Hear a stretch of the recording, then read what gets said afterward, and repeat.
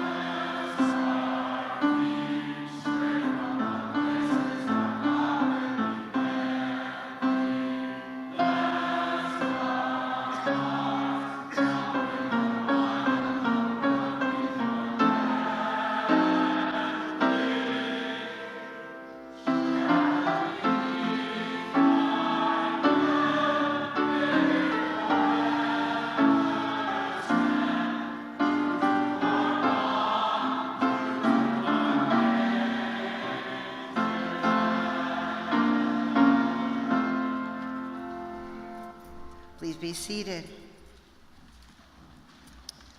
I now welcome Rabbi Greg Weitzman with our opening prayer, followed by musical selection by Cantor, Emily Short.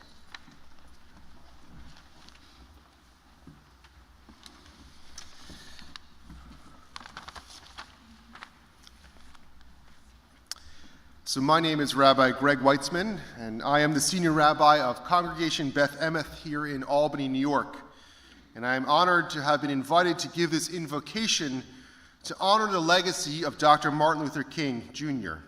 here at this interfaith celebration to raise scholarships for our future leaders. Now, in a year of reflection, of celebration, and the commitment to our future leaders, we have gathered once more to engage in the inspiring legacy of Dr. Martin Luther King. We celebrate in the vibrancy of his leadership. We join together in fellowship and connection. And we renew our commitment to the future leaders who will honor his legacy.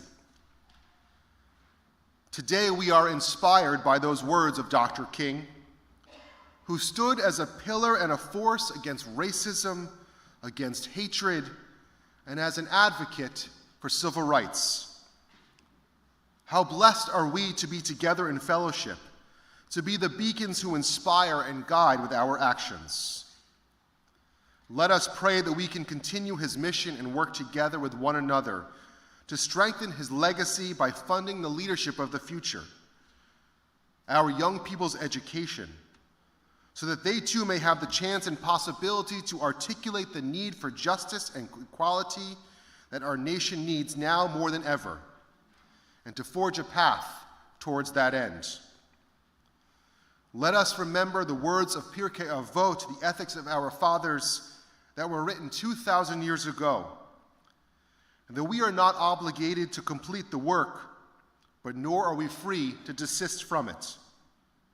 May we join together to inspire the next generation who will continue the work that we have done on this day to work and seek justice, to create a more fair and equal country, and to seek light wherever the darkness might creep in. For this is the path that Dr. King set for all of us. And may today remind us of our sacred responsibility and our calling to link our people to the work of the divine.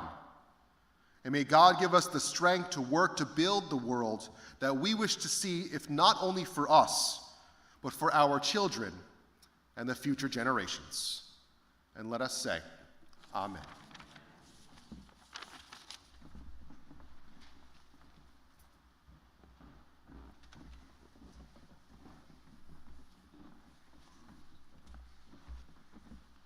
Good evening, everyone. My name is Cantor Emily Short. I am the Cantor at Congregation Beth Emeth alongside Rabbi Weitzman. And I'd like to bring a musical selection for the evening inspired by the words of Dr. King. Words that I think we all need to hear right now, and I'll invite you to please join along with me in just the word "oh" as we sing together, bringing in light, knowing that night cannot drive out night, only light can. War cannot end wars, only peace can. Hate cannot end hate, only love can. As we sing these words together. Oh, try that with me, repeat after me. Oh, oh, oh.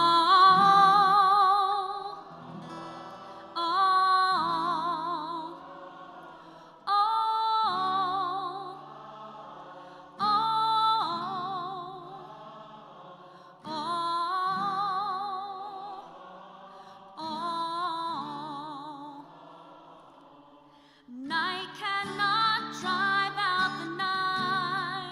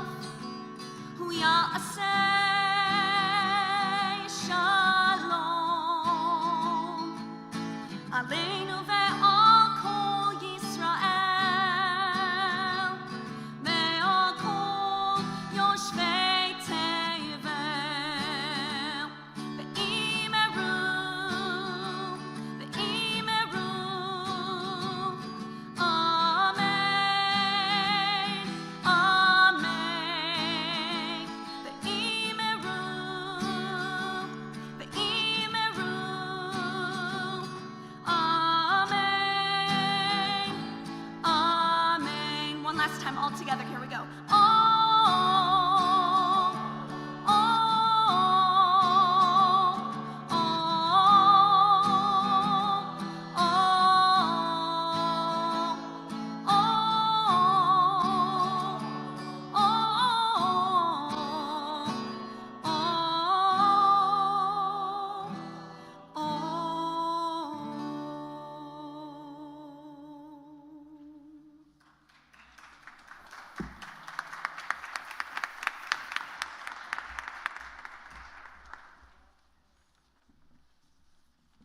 Yes, they did capture his words and his feelings. We thank you.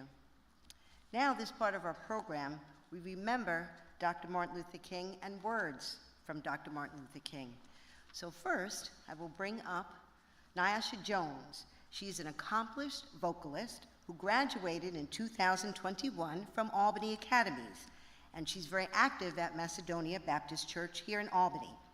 She puts God first, and he has guided her footsteps. She was a 2021 recipient of the Martin Luther King Junior Scholarship, and she is now attending Fordham University on a full scholarship. This evening, she could not be here, so we have her very proud mother, Tanya Jones.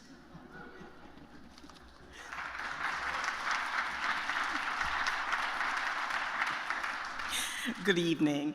I was hoping Mrs. Ralph would share that I am not Nyasha Jones. I think everybody would be like, she's looking a little old there to be graduating in 2021.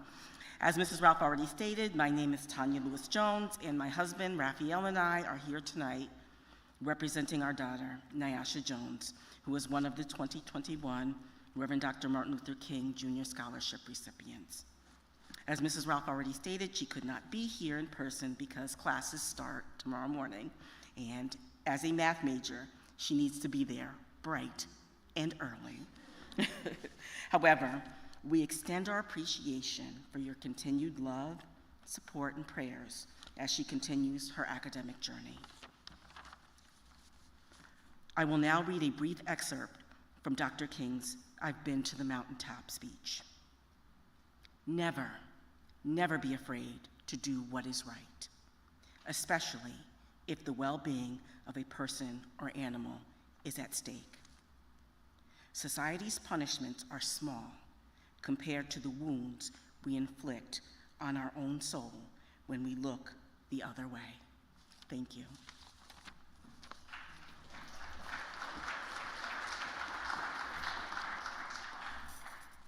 Nyasha was a former student of mine, an excellent student, I would like to add. I now bring up Samantha Ivey, who was a graduate from Shendahowa High School in 2020. She served as chapter president of the NAACP Youth Council, co-president of the World of Difference Club, and a 2020 recipient of the MLK Scholarship, member of Macedonia Church, and now attends Amherst College, and her passion to continue Dr. King's fight. We now bring up Samantha Ivey.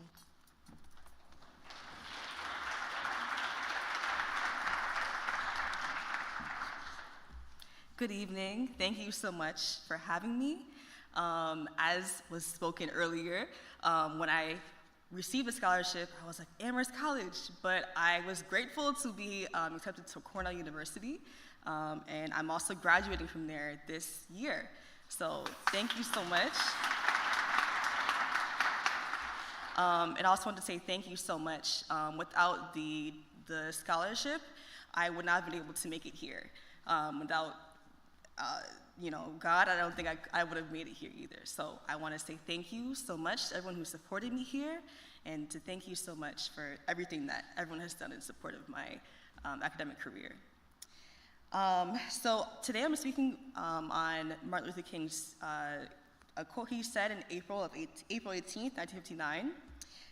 It was at a youth march for integrated schools, and he gave this address, and he said this quote: "The march was dedicated to end school segregation, and it's very impactful. As a student, segregation and, the fight to integration, I think, is something that we all are grateful for and that we all receive, so many benefits from."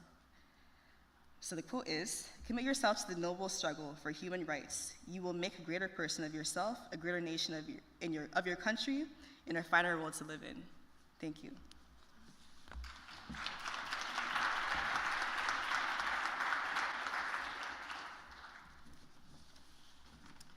We will now hear, "How Does My Religious Traditions Remember Dr. King?" So I bring up from the Muslim community of Bethlehem, New York, Iman, Mansoor, Rafiq, Uman.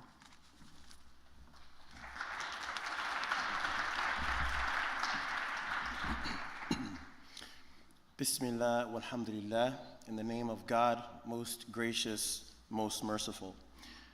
We are honoring the legacy of Dr. King through this scholarship, and we're so grateful to be able to do so with someone who loved and championed peace, who loved and championed justice.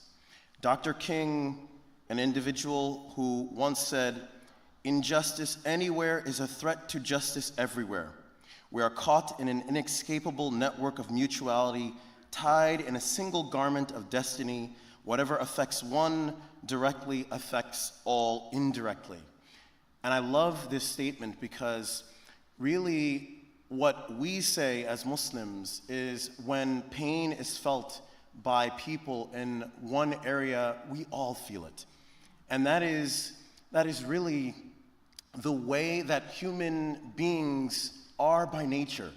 When we see people harmed, when we see people in pain, we feel that pain. And I love the fact that Dr. King, he really fought for justice and peace. And I hope and pray that the recipient of this scholarship is someone who champions those same ideals, someone who loves not just peace for themselves, but peace for all, peace and justice for everyone. And one of the ways that we can do that, one of the ways that we can accomplish that, is to be able to first take our shoes off and put on the next person's shoes and see what it's like from their perspective. It doesn't matter if you're Jewish, Christian, Muslim, or non-denominational, but what we love is we love each other because of our humanity. And that should be our goal, is to try and find an affinity with someone else, which is part and parcel to our religion, to find the humanity in each other, and that is where we find that peace and justice. Thank you very much. Appreciate it.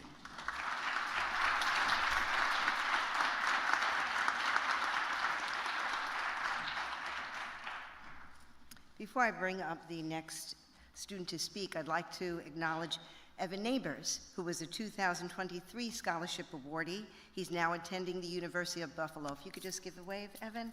Thank you for coming this evening.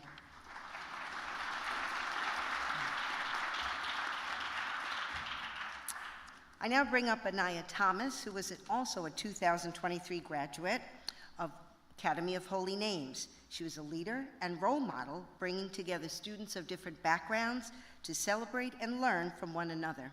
She was a 2023 recipient of the MLK Scholarship. She was also a former student of mine, and I'd like to give you a little bit about what's going on here. I send the quote to the students in advance, and Anaya just said, "I don't have my quote." But as an excellent student, I said, "Anaya, I know you're going to come up here, and you're going to bring words of wisdom from Dr. King." So Anaya is coming forward now. Thank you, Anaya.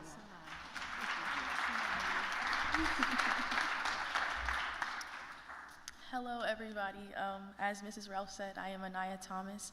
I currently attend the University at Albany on the pre-med track as a human bio major. So the quote I have today is, "I came to the conclusion that there is an existential moment in your life when you must decide to speak for yourself. Nobody else can speak for you," by Dr. Martin Luther King. And I chose this quote because I believe it's important to advocate, especially as a young woman of color. It is important to advocate for those who cannot advocate for themselves. And I believe it's important to stand up for those who can also not stand up for themselves. And I believe as a community, if we begin to come together and come within and talk about what is important and what's going on in the world, we can what's the word? Increasingly get better as a humanity. So thank you again.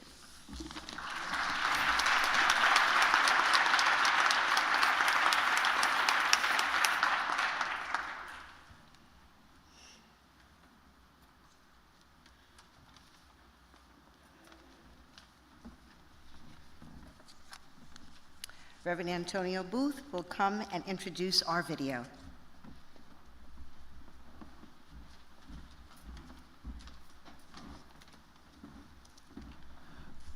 Good evening, everyone. Before I do that, I'm sure many on the pulpit would like to see the video. So at this time, if you would like to go down and find a seat somewhere, because you cannot see it over there.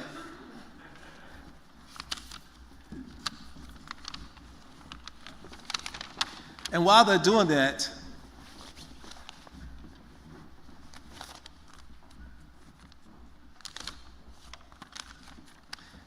before introducing our next event, I would like to recognize any public officials in our audience. If you are a public official, please stand so that we can recognize you and appreciate you.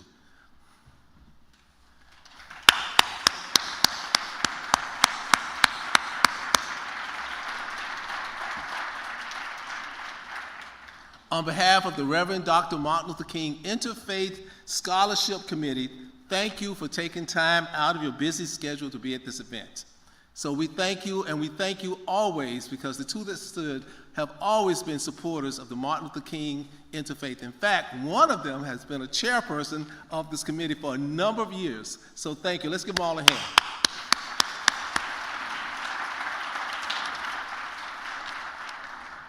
Tonight, I am delighted, and I should say, Kalafala Osman, who's on our committee, and I are delighted to introduce a civil rights icon in the Capital District, Dr. Alice P. Green. She will be visiting with us on video. When we taped her for a 7-minute video, her civil rights story was so compelling that Kalafala Osman and myself could not stop taping her, so we taped her for 39 minutes. Don't worry. Tonight, you will hear a brief portion of that video. And you can watch the full video on the Capital Area Council of Churches YouTube channel. So no, you will not get 39 minutes, but you will get a portion.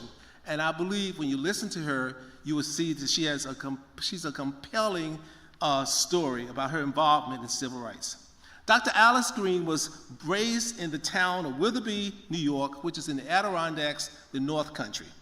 She is one of the few people in this country that saw a great-grandmother who was enslaved, who was born in the 1860s, and also her grandmother that was one of the first of her generation born out of slavery. She received her bachelor's, master's, and doctorate from the State University of New York at Albany, SUNY Albany. Dr. Green is well known for her community activism. She spent her life speaking out against racism, oppression, and police brutality. She is a strong advocate for prison reform. She served as a deputy commissioner of the New York State Division of Probation and Correction Alternatives. Currently, Dr. Green is the executive director of the Center for Law and Justice, a community organization that provides education related to civil and criminal justice. She has won numerous awards. One award she shared with a famous actor. She's written numerous books. Her latest books include We Who Believe in Freedom, and the second one, Outsiders, Stories of Growing Up Black in the Adirondacks. Now, you don't need to hear any more from me. Let's listen and watch. Let's listen to Dr. Green give us a glimpse of her civil rights story. Thank you.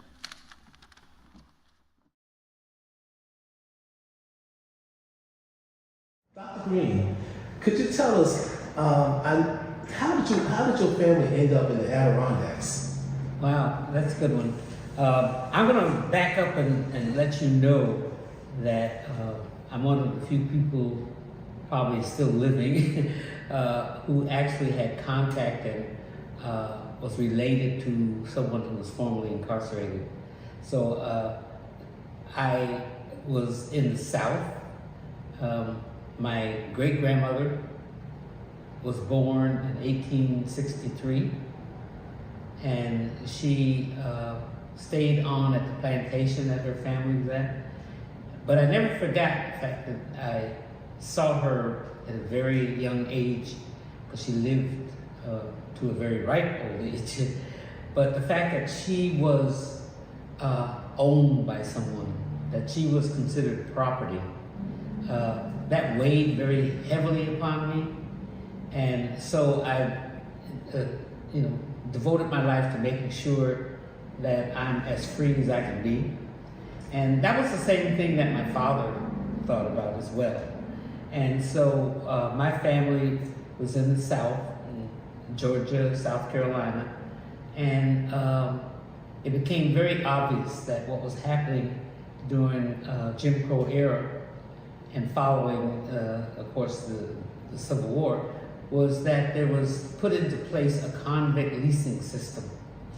And under that system, especially men, women were also taken advantage of, but men were leased out to businesses if they found themselves involved with the criminal justice system, whether they were arrested for some small offense or whatever it was, and they couldn't pay the fine, or if you were in jail for a period of time, you couldn't get out.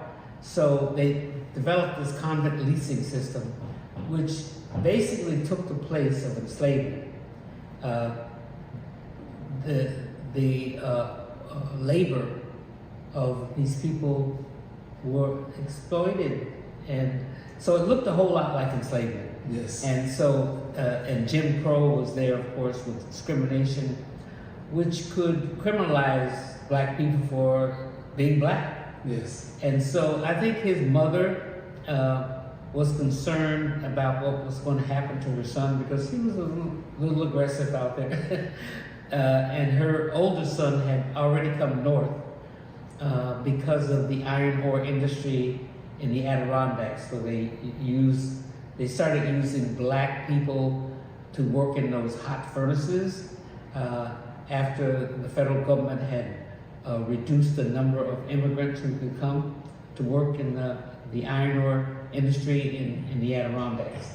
So his brother went first, and then he got his younger brother, my father, to join him up in the Adirondacks. And there were a small group of people from the South who would come up to become employed and to escape Jim Crow. So that's how we ended up in a small town in the Adirondacks called Witherby, New York, where we were basically one of two families. There was another family with one child, but my family included six children and my parents. And so we're in a town that was basically white and was basically Catholic. So that made us outsiders. We were neither, and we were from Europe.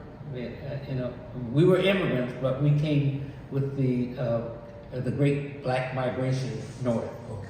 And so that's how we ended up there. So were you born in the Adirondacks, or were you? No, born when in I was South Carolina? actually born in South Carolina before we moved up to the Adirondacks, because I spent all my life pretty much in the Adirondacks. I don't have any real ties to the South. Okay. So I remember meeting you once, and you talked about an experience of being in the Adirondacks. You had a white friend, and you decided to have a summer job. Could you tell us about that experience? Yeah, that, again, I'm still always thinking about my great-grandmother. Yes. But when I became of age, able to work, when you're 14 or 15, you get working papers. We were all still in poverty up in the Adirondacks.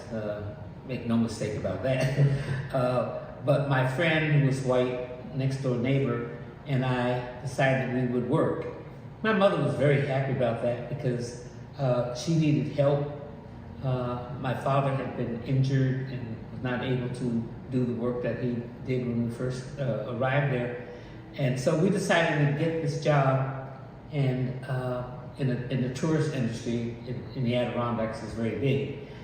So we were employed by this white woman who was from Florida, and she had a motel and restaurant, and each year she would come up with her two workers, a couple from the South, and there was another young black man.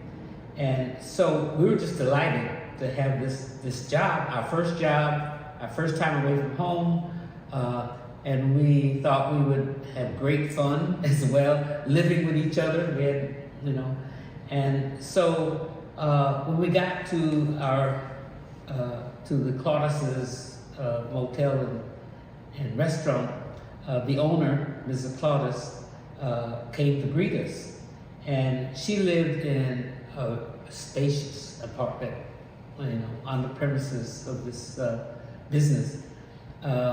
So we talked to her and told her, how happy we were to have this job. So she said, well, I'm going to show you where you're going to be living. And she took my girlfriend, and showed her where her room was going to be, in with the family in this spacious, apartment.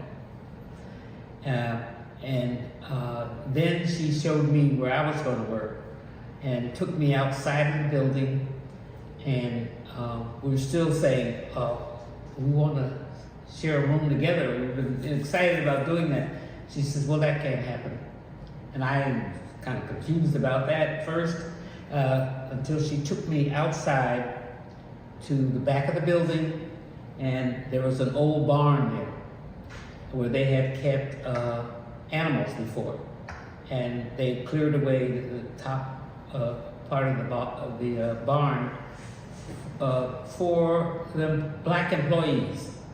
So the couple that she brought from Florida, the other young man, they worked at night, but they would live in this particular spot, this loft. Did you say a barn? It's a barn. Oh. A B-A-R-N. Wow. Where they had, as I said, previously had animals. And so I'm with her alone. She's taking me up the stairs, and we get to the top of this barn. And the only thing there that I could see was a cot. And she said, this is your room. And I said, really? I was scared to death. I mean, I'm 15 years old. I was scared to death. I've been away from home. And I knew something was wrong with that. The other workers weren't there, and I went downstairs and I said, I know you live up in that barn, and I'm going to be living with you. I said, aren't you concerned about that? And they said, that's the way it is. She separated all of her white staff, put them in good housing, and she reserved the barn for workers, black workers. And that night I was up there in that barn alone, scared to death, scared to death. And I realized I'm going to have a problem here, but I did manage to get into bed, couldn't sleep, and soon things start moving up near the roof. And I wasn't sure what it was, but it didn't take me long to figure it out, because they started flying around me. They were bats. I had never in my life encountered a bat, and it scared me to death. I had heard about them, I had seen pictures of them. I was scared to death, and I'm alone. Oh yeah. Away from home. Oh yeah. So I thought about that, and I couldn't sleep at night. I probably cried all night. And I said, this is not right. But then the picture of my mother came into my mind. Alice, you have to work this summer. And so I said, am I going to be able to do this? Then I made a decision. So the next day I went down and I asked to meet with the owner. And I asked her why did all the black people live in a barn and the white people lived in good housing. And she basically said the same thing. That's the way it is. And so I decided that I had to leave, that I couldn't stay there. I know my mother would be upset. Luckily, my girlfriend came into the room and she heard what was going on. And the owner says, well, if you're not happy with living there, I'm going to fire you. And I said, well, you can't fire me because I already quit. I had quit in my mind. Right. I knew that it was wrong. I was 40 miles from home, had no telephone, wow. Had no transportation. Wow. And then my girlfriend, Merle, said, well, if you're leaving, I'm leaving too. So we both quit and went and got our things and we hit the road. How did you get home? I walked. 40 miles? Yeah. Oh my goodness. I walked because but it wasn't bad because I left with my dignity intact and my respect for myself, and I knew I needed the money, but it was more important that I be able to live with myself and not to allow people to enslave me the way that they had enslaved my grandmother. So that has stayed with me. Yes. It's part of the work that I do. We who believe in freedom, I recorded that because I wanted people to understand where I come from, right, and how important it is to not be owned by anybody. Right. And people can own you in different ways.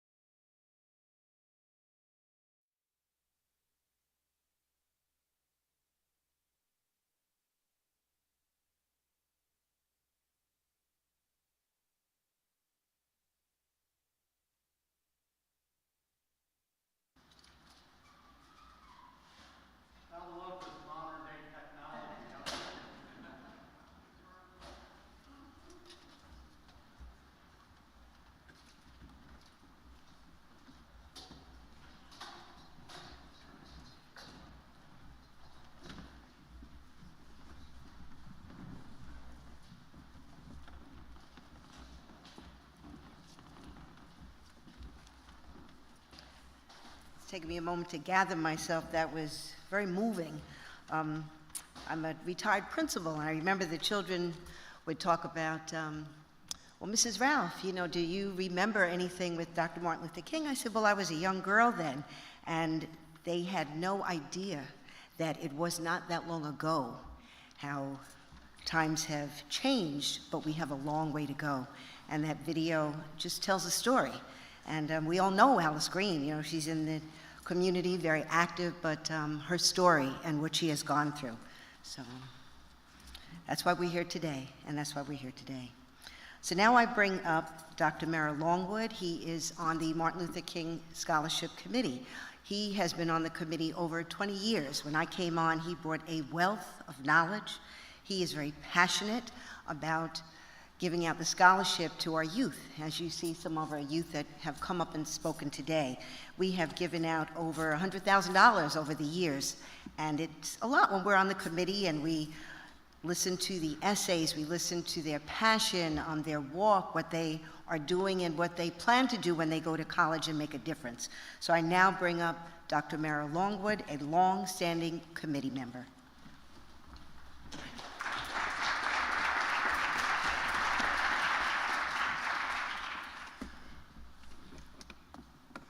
This evening we commemorate the 95th birthday of the Reverend Dr. Martin Luther King, Jr.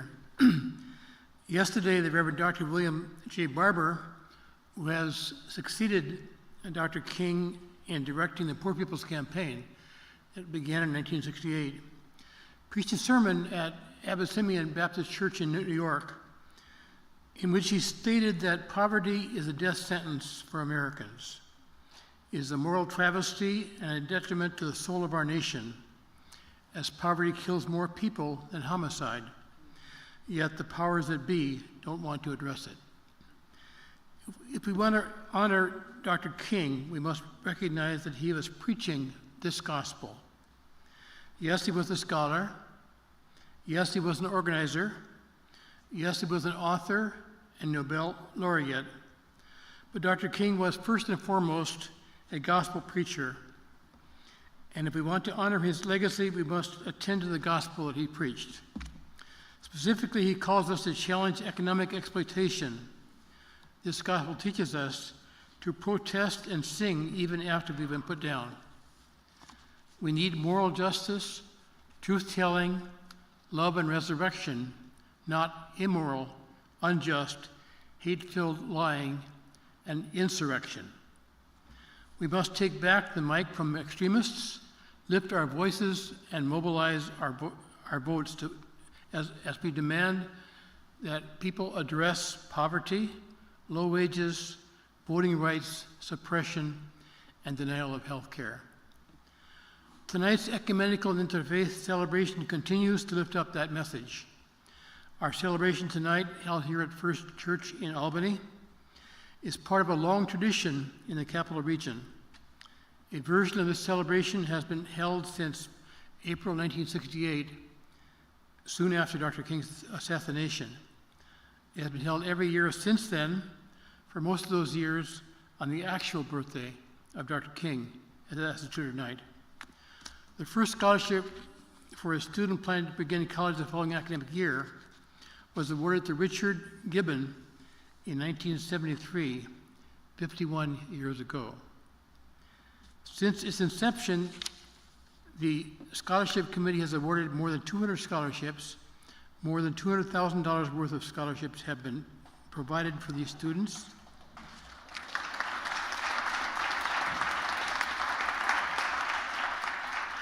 We have continued to extend this moral legacy of Dr. King. Several of those scholarship winners are in on the dais as well as in the audience tonight. We are pleased to have them here. It's an honor to serve on this committee that selects from among the applicants students who not only demonstrate financial need, academic achievement, and important service to the community, but who hold promise to carry out the legacy of Dr. King in their personal lives and chosen vocations. In honor of Dr. Martin Luther King's 95th birthday, I ask you tonight to give generously to this collection that will fund these scholarships that will help a number of this coming year's promising, financially challenged, and deeply competent graduating high school seniors. Instructions for how to make your contribution are provided in tonight's program in the insert as you look for that.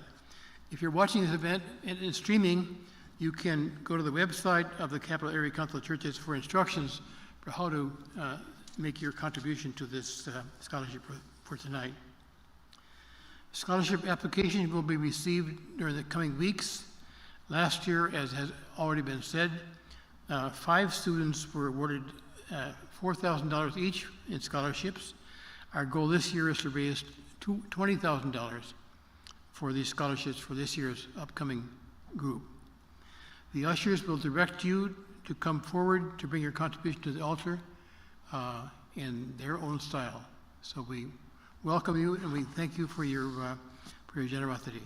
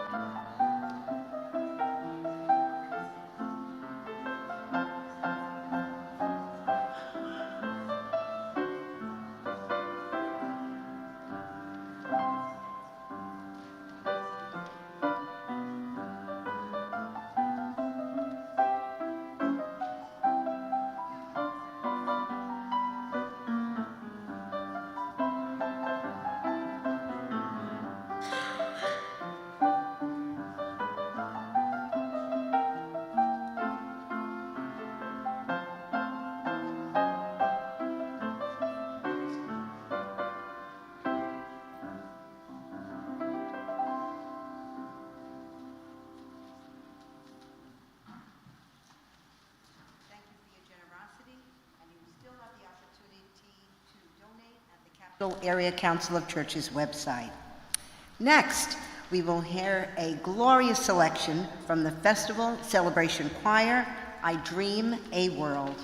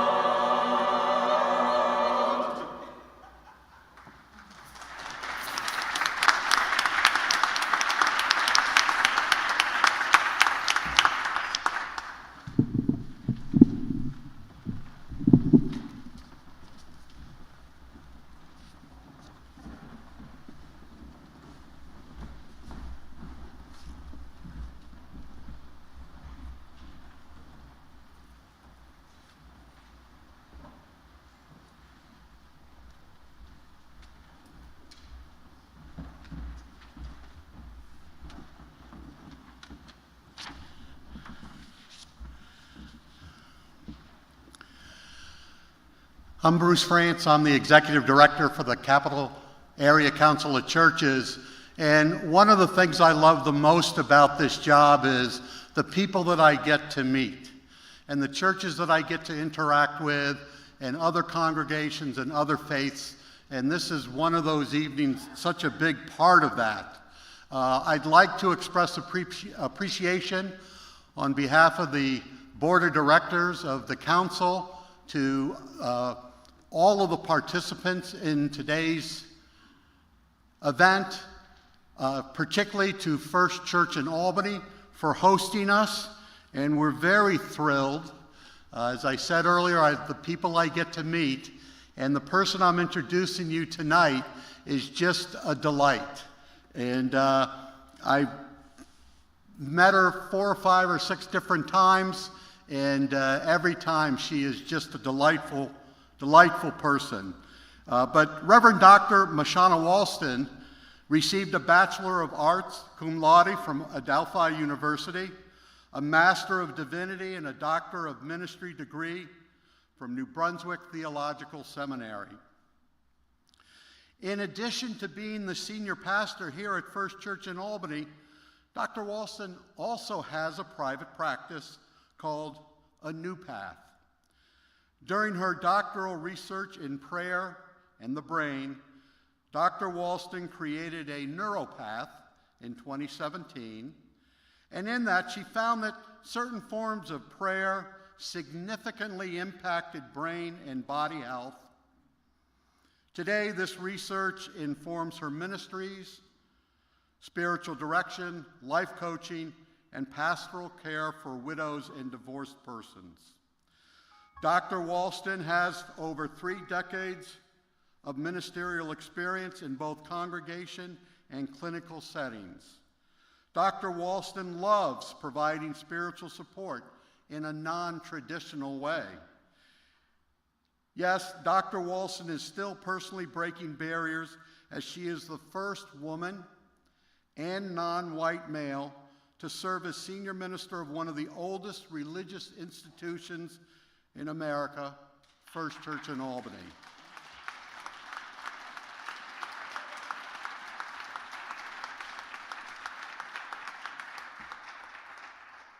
It gets better. Dr. Walston is particularly gifted in creating safe and sacred spaces for women of color and different voices from the margin. As she likes to say, when the path we walk is not welcoming, it helps to know how to transform a trail of tears into a blaze of glory. Reverend Dr. Walston is a popular speaker, presenter, and retreat facilitator. Dr. Walston works with individuals, faith groups, and community partners for more robust and positive relationships in the local, national, and global community. And without further ado, Dr. Walston.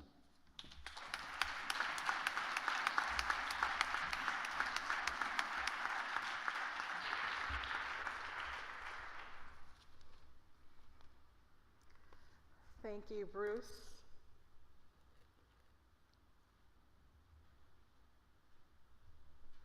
Thank you, Bruce, for that very lovely introduction. And before I continue, I would like to thank God for allowing all of us to be here this evening. And I'm going to ask that the members of First Church please stand.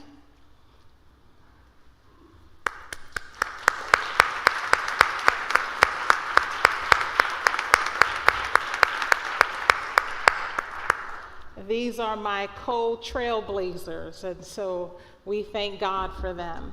Also giving honor to our esteemed participants on the dais with me. I'm trying to remind myself that this is not Sunday morning and I'm not supposed to preach. Bruce has constantly told me that I'm a speaker tonight, a speaker. And so if I get a little preachy, just say, whoa, whoa, whoa.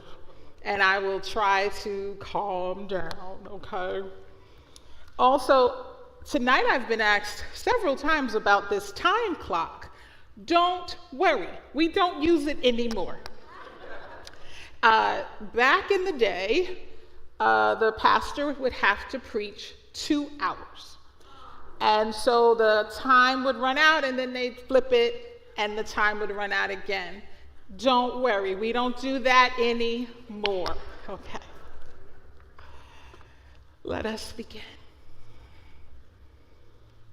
Humpty Dumpty sat on the wall. Humpty Dumpty had a great fall. All the king's horses and all the king's men could not put Humpty back together again. But I know a man. For 12 long years, there was a woman bent over with an issue of blood. She spent all her money visiting doctors, but the doctors could not put her back together again. But I know a man. The woman heard where a man named Jesus would travel. This bent-over woman had an illness that made her very weak. She pressed her way to see that man. And this woman with an issue that can cause being tired and can cause depression made her way to where she heard this man would travel. See her in your mind with little strength and mustering what she had in her being to press her way to meet this man. See her bent over and tired, without aid or assistance, looking at the crowd. I imagine it took a moment before she figured out where in the crowd the man she was looking for would appear. See her bent over and weak with tons of people around, tons of people who were taller, stronger, and more equipped to deal with the pushing and the pulling. See her bent over. Couldn't see above the heads or the shoulders of others, bent over and could only see the waist of people before her. Now she is in the crowd, and by sheer faith, this woman takes the pushing, takes the pulling, and the pandemonium. But she is determined not to let anyone turn her around. Over 50 years ago, Martin Luther King Jr. and a host of others who engaged in the American Civil Rights Movement saw that America was a great nation. They believed America to be a place of life, liberty, and the pursuit of happiness. But some in America felt there was only one way to greatness. Some thought the only way to be great is through the oppression of others. And so while America was built on the ideals of freedom, she also built for herself a wall of oppression, violence, and hate. The American Civil Rights Movement amplified the voices of those in the margins. Many of you know about the separate water fountains, the bathrooms, the libraries, the schoolhouses. Many of you know about the churches that only allowed people of African descent to sit in the balconies with poor whites. But the Civil Rights Movement also amplified the voices of women. The Chinese who built the railways and contributed to the expansion of this land with no thanks or recognition. And even to this day, people ask Chinese people, why is your English so good? Dr. King and others did not walk alone, thank God. Many women and people of other races and religions walked together. The movement brought about a universal humanity that America needed to experience. America sat on a wall. America had a great fall. All the money, all the history, all the patriotism could not put America back towards the path of freedom again. Freedom is a state of wholeness, a state of wellness. The civil rights movement revealed that America was suffering from a chronic illness. The country that should have stood tall and bright was morally bent over and bleeding from her many issues. Today, America is in recovery. And as they say in the rooms of AA, relapse is often part of recovery. Some say that America's schools are last among advanced nations, and so we should forget about America's future. Some say Americans are just ignorant people. Americans don't know world history, and they don't know their own history.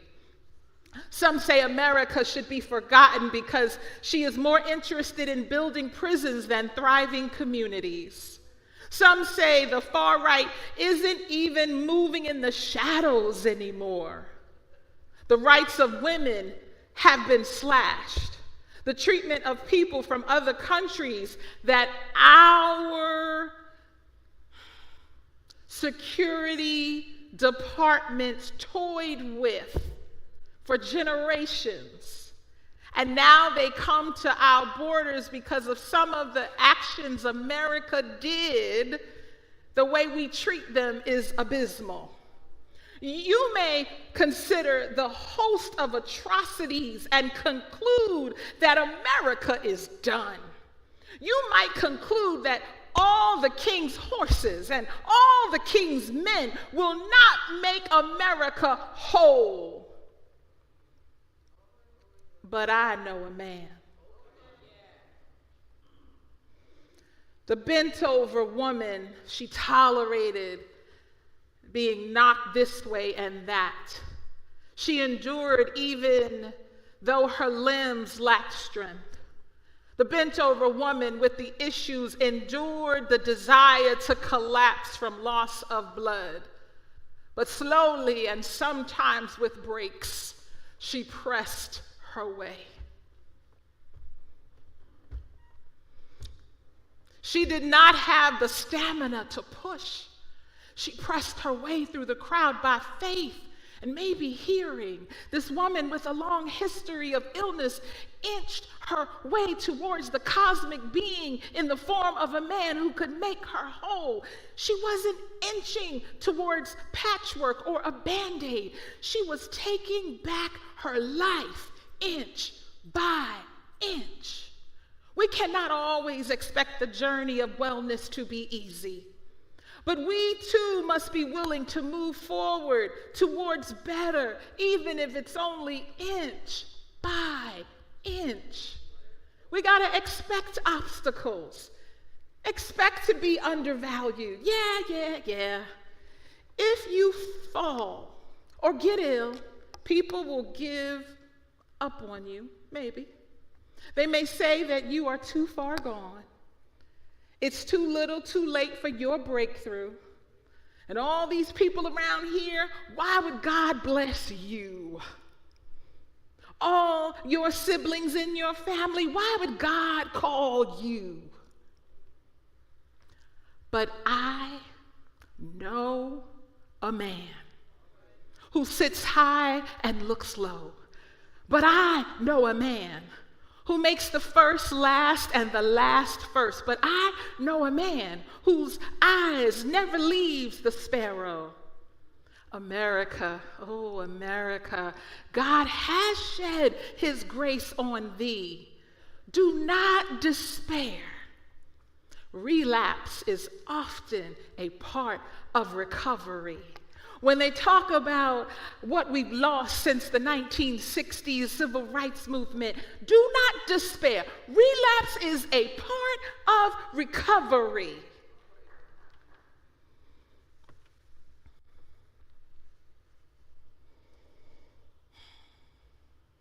The woman, she took her knocks and her bruises. You have to take your knocks and your bruises that the crowd might deter you. But I know a man. There is healing for America. There is an America where justice is for all. There is an America where all can thrive without standing on the necks of others. America, I know a man. And this man specializes in hopeless cases. This man specializes in things thought impossible. This man has the power to do what no other power can do. The bent-over woman, with all her pain, her sorrow, her illness, knew that if she could just touch a piece of a garment, she would be made whole. We must push past the crowds of hate. We must press our way through the crowd of those who do not believe or want things to get better. Together, we can touch a piece of God.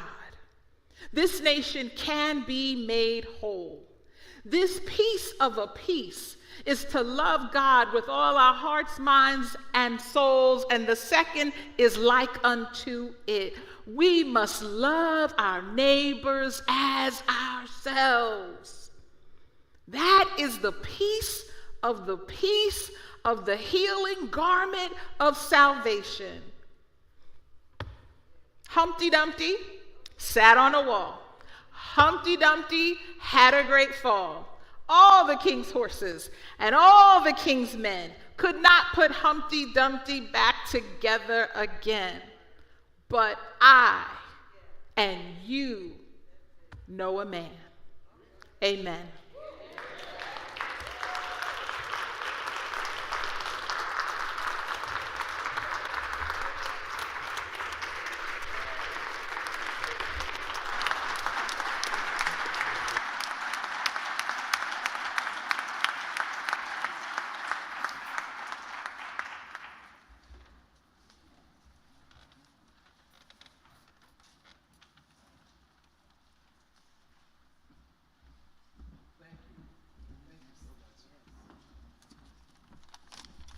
Now, wasn't that an inspiring sermon? Oh, sorry. An inspiring speech, address? It makes you want to go out and live out what King has taught us, doesn't it? On behalf of the Reverend Dr. Martin Luther King Interfaith Scholarship Committee, we want to thank you for attending this program, whether you were in the building or online. Thank you. We want to remind everyone that although we gave tonight, giving does not stop, because our goal is to reach a goal of $20,000, and we need you to keep giving, and to get your friends to give, and to get your enemies to give, and your frenemies. What we really need is for 200 people or organizations to give at least $100. That's all. All we need is 200 people to give $100, and we'll make our goal. Tonight, we collected $1,697 among you.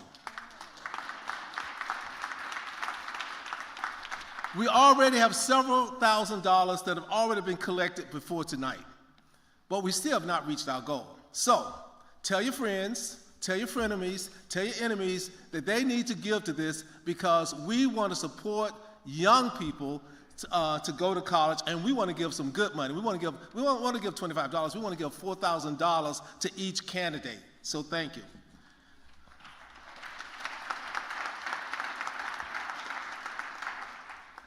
We want to thank all of the participants in this program. They were wonderful. I especially want to thank the Rabbi, Reverend Weitzman, the Cantor Short. Beautiful song from Martin Luther King's words. You couldn't get it better than that. We want to thank the Festival Celebration Choir for that beautiful rendition of the poem by Langston Hughes. Beautiful. I mean, who would think we would get two beautiful songs, one based on Martin Luther King's words and the other based on that great poet Langston Hughes? Thank you. We want to thank the Capital Area ushers who assisted us. Thank you so much. They're from our Baptist denominations, our Baptist associations, and they came together, and I asked them, and they said, yes, we would do it. So thank you so much. Let's give them a hand.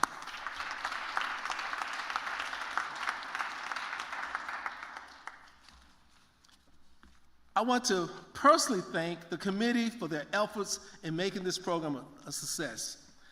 They include our longest-serving committee members, and I want them to stand. Reverend James Kane. Is he here? There he is, right there. You're supposed to stand. Arriba. Dr. Merle Longwood, right over there. Mrs. Ruth Mendel. Mrs. Lisa Finkel.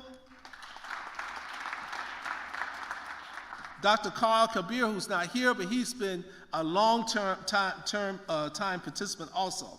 And we also want to thank one of our youngest members, Kalafala Osman. Where are you, Kalafala? Right there. He was so essential in assisting us in interviewing Dr. Green and also editing the video. So we thank you so much. We want to thank Elder Andrea Raff, who was the presiding officer and also the co-chair of this committee. She is in charge of screening applicants for scholarships. So if you know someone who would benefit from a scholarship, please contact the CACC, the Capital Area Council of Churches. They will contact Elder Andrea Raff, and we will get them an application. Thank you. We also want to thank the First Reformed Church family for hosting this event. Thank you so much.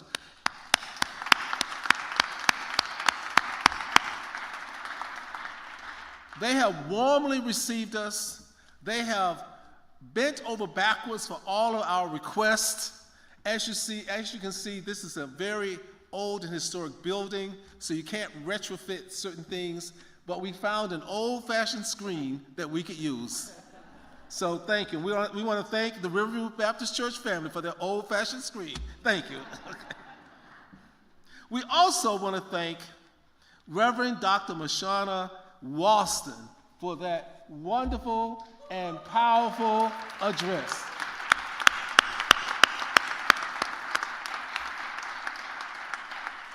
When we asked her, she didn't hesitate. She said she would love to. So we thank you for your willingness, but thank you also for that powerful address. Next year, since I've done my political thing, I asked Rabbi Weitzman if we could fellowship at Congregation Beth Emeth, and he agreed.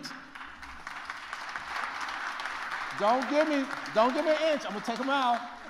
So he agreed. So I'm gonna announce it now. So next year on January 15th, we will be at the Congregation Beth Emeth on Academy Drive, right? Academy Road. Thank you.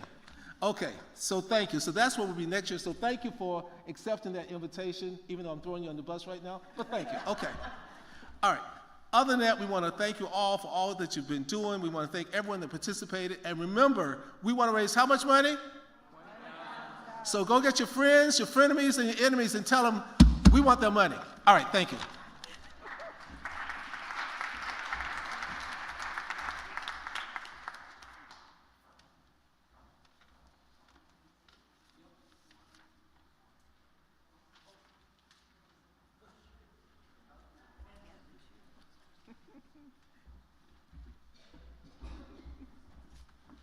I forgot the second part. Let's all stand, and we're going to sing our closing song, which is We Shall Overcome.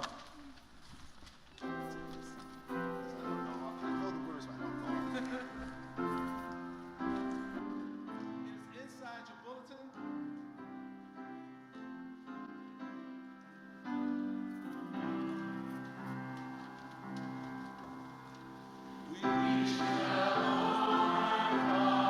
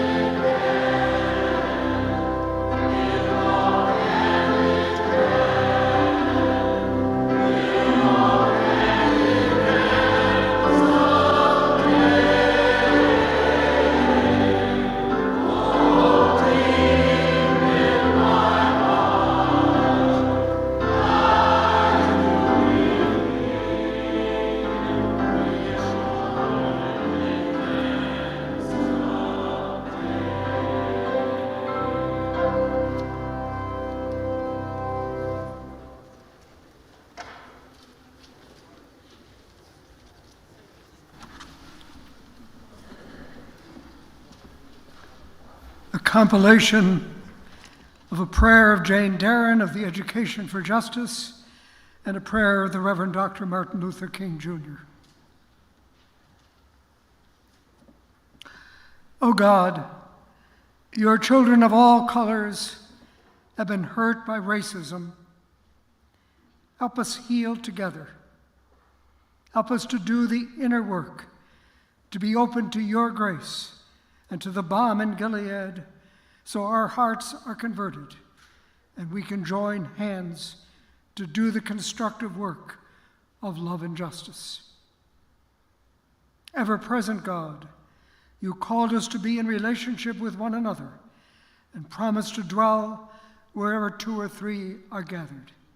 In our community, we are many different people. We come from many different places, have many different cultures.